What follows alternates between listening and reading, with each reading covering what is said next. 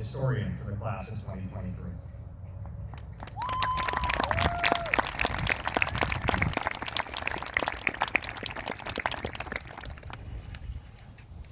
Thank you, and hello again.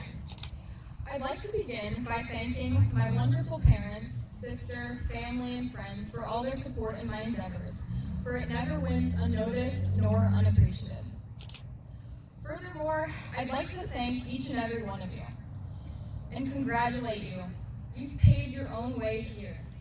You faced unique hardships and obstacles. Your kindergarten self will be proud, and you too should be proud of your accomplishment. I understand the hard work and stress that has got you here today, and as I'm sure some of my friends and family would attest, I understand the stress better than most.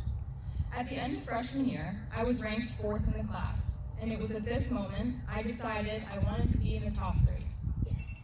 So I went to work, and throughout high school I found myself stressing for every point, every test, and every day. And I was so caught up in this award, in this singular achievement, that I began to lose sight of what was truly important. Now, as I stand here in front of you today, as the 2023 class historian, I am proud of myself. Yet I've also come to the realization that this drive I had, this passion, was a good thing, but a dangerous thing, because it is this drive that often causes us to ignore our human relationships. It can force us to ignore and forget those beautiful little moments in life.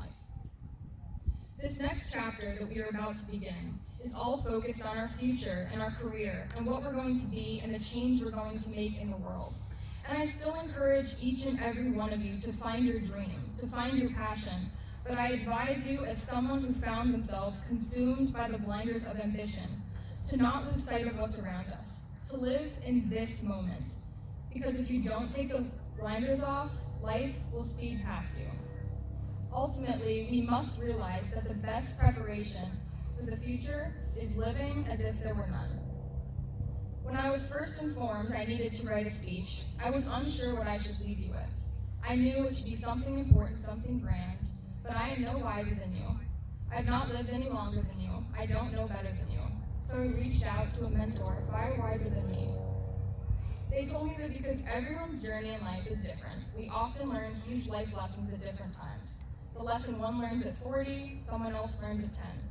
So I hope to save you all some time and offer you a piece of advice I've more recently learned. A piece of advice I would offer my younger self if given the opportunity. I would tell her, don't worry so much. Don't sweat every tiny thing like it's the ultimate end-all be-all thing.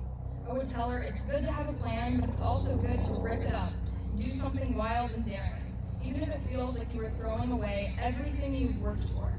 Because it is our failures to attain our ideals that ultimately define us and make us unique.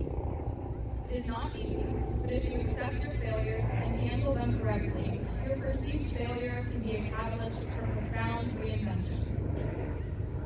As I stand here in front of you today, I have a great feeling of deja vu, because prior to this event, I dreamt that I was here, standing in front of you. It was my time to speak, and my speech was nowhere to be found, and I had to wing it.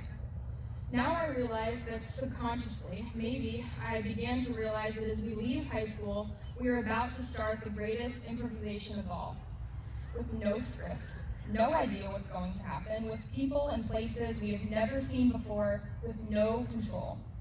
So again, it seems of utmost importance that I stress to you, there is no specific path to guarantee your dreams. Often at events like this, you'll hear speakers tell you that if you put your mind to something, you can do anything. But this is not always true. It doesn't account for life or the million things it throws in your way. So I will not stand here in front of you today and tell you that each and every one of you will go out and achieve exactly what you have planned.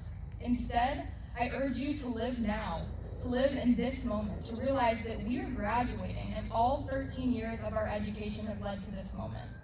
There is no substitute for what you are all about to experience. No matter your path, you have a chance to take everything you've learned these last 4 years, every part of your being, who you are, your personality, your character, and take it out for a test drive. See what you can do. Your story, or at least a thrilling new chapter, is just beginning. Never forget in this new chapter the themes interlaced in the pieces we read throughout our education. Be curious.